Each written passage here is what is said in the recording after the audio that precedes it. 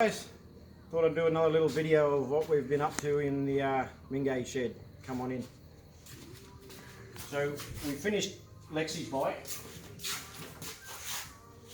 It's all done, new rings honed, new main bearings, 07 plastics, 2018 plastics on the front, and Lexi's new sticker kit. It looks $1 million. Lexi did nearly all of it herself, and she was pretty proud of herself. So the next bike that's busted is my CR, and I let the ring go a little bit too long and lost all compression there. So we'll get some more Nickel plating on the inside of that bore. Nickel silicon carbide. You've got to get it sprayed on. It's about 270 bucks. And I'll buy a new piston and ring and put this one back together. That's the only thing that's wrong with that. The lawnmower needs a new carburetor.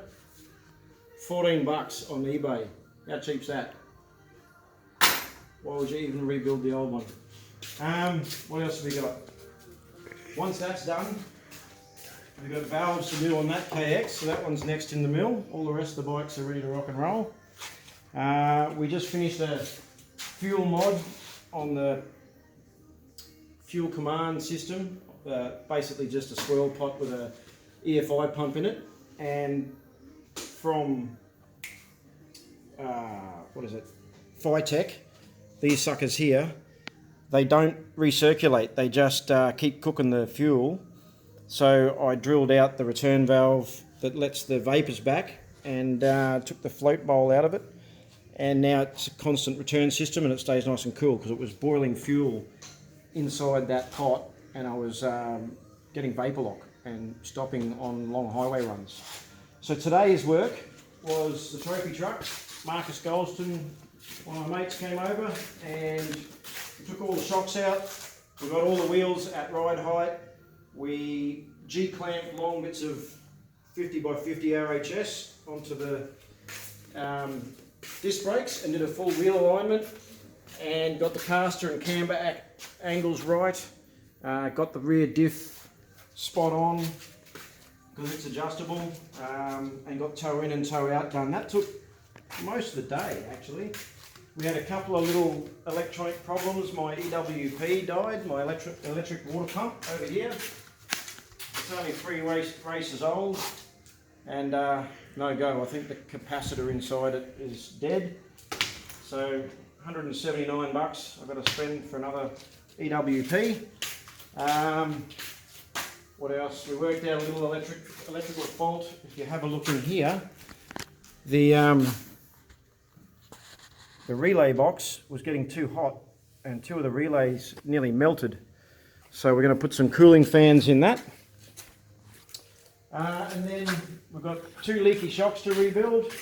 Here's all the bypass shocks for the truck. Hefty suckers, aren't they? So they're a few races old. One of them's leaking, so we'll get them rebuilt. They just put new seal kits in them. There we go. There's my leak, that one. And the other thing we did today, today's been a very busy day. The other thing we did was put the beach buggy engine in. So it's had all the cylinders honed, new piston rings, a deep pan sump because it was starving of oil going around corners, because V-dubs were apparently never meant to go around corners like a lunatic, and all the oil would slop to one side and starve. So I put a deep pan sump with a long pickup in it, so that wouldn't happen anymore. Gave it a 2-pack paint job. Long windage tubes, so these are the pushrod tubes, and when you went around corners really fast, the oil would slop from the crankcase straight down the pushrod tube into the head, froth up and come out the breather. So these new ones, they stick into the crankcase by about ½ an inch longer, to like a long wall, to stop the splashing oil. Other than that, Cade did a great job of polishing all my tins up, and it looks $1 million. And we've got new air filters. Did a whole bunch of little general tune-up, like new spark plugs and points, and she's nearly ready to rock and roll. We wrapped the exhaust tonight with the heat-proof tape, and it's only about a few hours work away from the beach buggy back on the road. And that's about it.